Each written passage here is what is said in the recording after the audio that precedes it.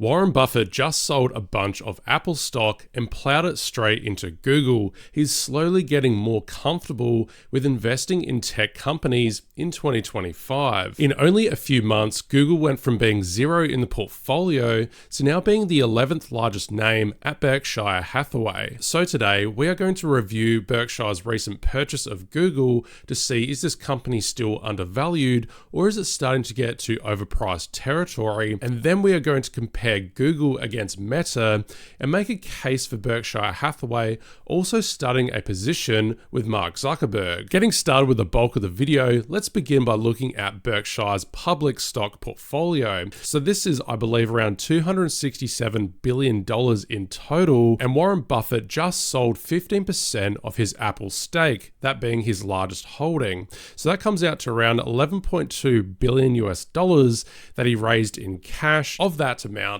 $9.5 billion was pure profit. Apple has been such a great investment, probably the best in history for Warren Buffett. However, even with the tiny amount of cash, $3.7 billion, that Berkshire invested into Google, they currently own around 1.3% of the total company.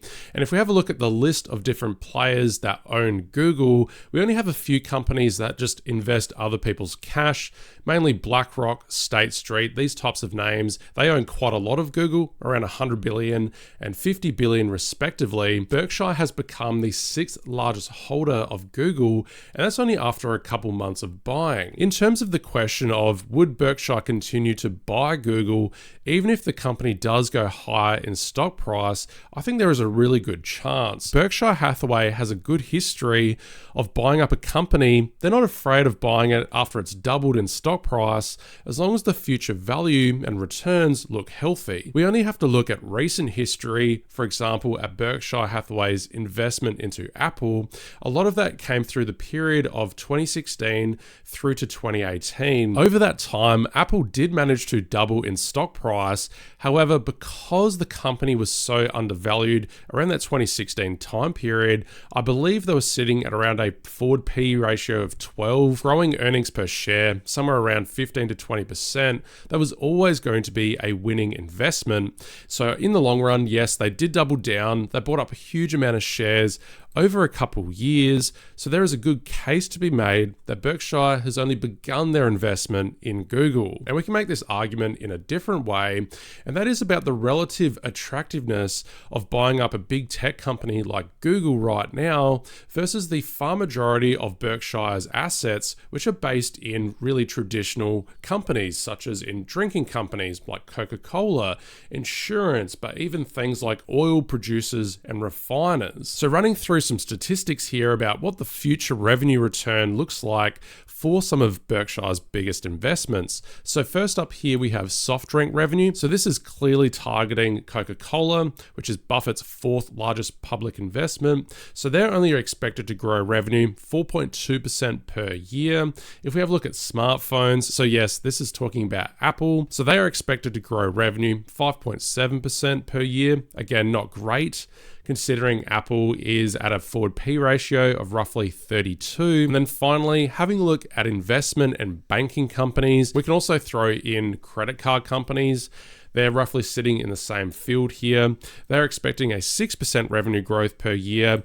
And we have Bank of America and American Express as Berkshire's 2nd and 3rd largest public holdings. So we can see here the far majority of Berkshire's companies, especially those in the private portfolio, are maybe growing at 1-2% or even shrinking revenue per year. Some of their bigger public investments growing mid-single digits. So the portfolio is really lacking that medium risk but much faster growth type of name. So when we have a look at online advertising, pretty much Google's 80% of their business, that's growing at 14% per year. So already about a 10% higher return in terms of revenue growth. And that's a doubling in difference, like a ×2 over the course of a 7-year period. And considering that Google's valuation is roughly 30-40% cheaper than Apple's right now, yeah, this is starting to look like a great investment. Google, in terms of of their AI growth, yeah, they're starting to put a bunch of money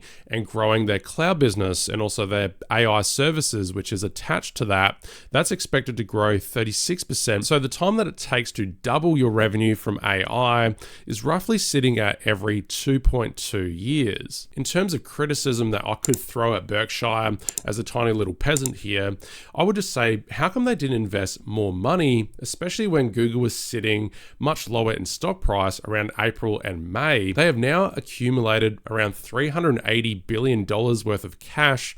From the recent sale off of Apple, they actually took more cash to that cash pile than they did investing in Google, especially when we have this environment moving forward where interest rates, which is being paid on that $300 billion in cash, interest rates are going to be lower in a few years' time, and Berkshire potentially has missed out on some really good gains, especially in the last year. Would you rather get a 4% interest return on cash, or would you have rather getting a 50% return investing in Google? Everything's a probability, everything has risk, but sometimes it's worth taking a little bit of extra risk to get about 10 times the reward. Now I'm going to introduce the idea of Meta and potentially that being a better investment than Google right now. And this is coming from a person where I actually prefer Google's business. I was a huge investor in Google really at those April lows, made a pretty heavy return on my investment, but now I'm thinking that Meta is actually a better place to have my money. Really, the big difference between the two companies is that Meta is about a 95% play towards online advertising, whereas Google only has about 80%, 75% of their business in online ads. The rest of Google's business is in terms of their cloud services. So business, finance, AI services built into their cloud. That is growing really heavily, around 35% per year. So it's just a bit of a trade-off if you would rather business cloud services or a pure advertising play.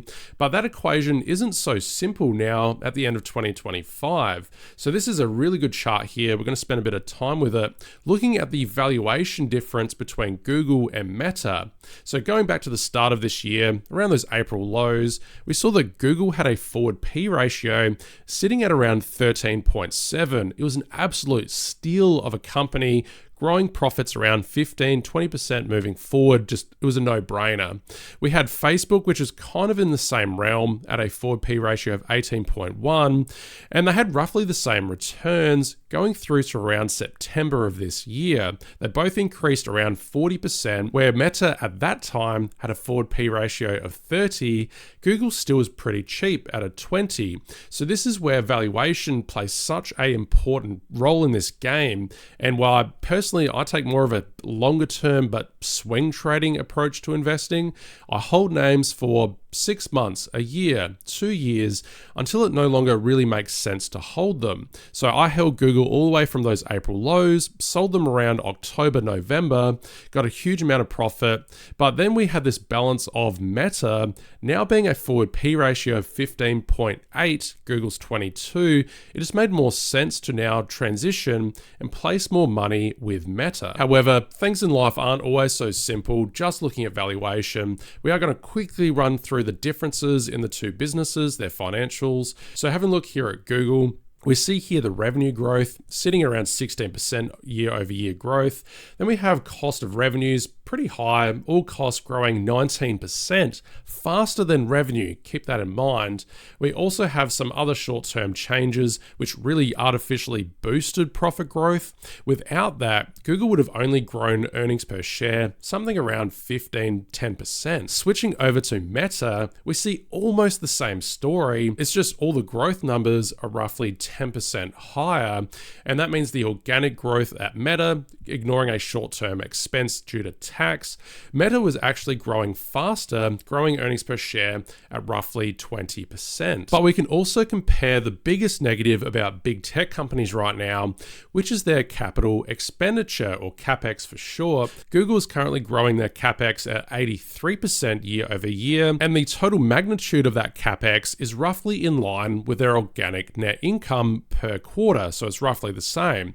Whereas if we have a look at Meta, yeah, we are experiencing faster year year-over-year growth, roughly 111%. But again, we are roughly in line with the quarterly profit. All we're doing is taking all of the profit of these big tech companies, and now we're just dumping it into, instead of share buybacks, we're dumping it into building up data centers. And therefore, going back to revisit this stock price chart of Google and Meta, I just don't really see how that Google is worth 37% more than Meta, especially when we see that Meta has successfully grown their revenue about 10% quicker than Google. In the long run, that's really going to help Meta's business. And that's not to totally talk shit about Google. I love Google as well, and both companies, I think, are far more attractive than just some traditional names in the S&P 500. There's a lot of arguments being made right now that traditional names, they need to make up more of the S&P 500. This is a giant red flag that big tech is now around 32% of all of S&P 500 market cap. It's valuation, but I see this as actually a good thing. We have a look at Coca-Cola. They're sitting at a forward P ratio of 22, the same as Google, 37% more than Meta, but is growing profit only at 7-8%, about half or about a quarter as much as Google and Meta respectively. And that was one of the better names. Having a look at another one here, Clorox, they make bleach and cleaning products. They kind of peaked in COVID, and they've been struggling for the last couple of years, but they've had to go through all these redistribution updates, trying to digitize their delivery of these chemicals to, warehouses and shops. And that's hit the profit 20% this year, and they're not going to get back to those same levels until roughly 2028, 2029. Big tech companies, yes, they're going to get depreciation from these data centers getting older, but they still don't need to deal with distribution of physical products, dealing with inventory, which plagues these physical traditional based companies. And therefore, when we have a look here at the model portfolio at the bullish bounce, we see that yes, Meta is a huge part of the portfolio. I do have it instead of Google, and I have a sneaking suspicion that Meta could find its way onto Buffett or Berkshire's portfolio maybe in the next year. Thanks for your time today, guys. I've got 2 more videos for you here to watch, picked out by the YouTube algorithm. See you guys next time. Bye.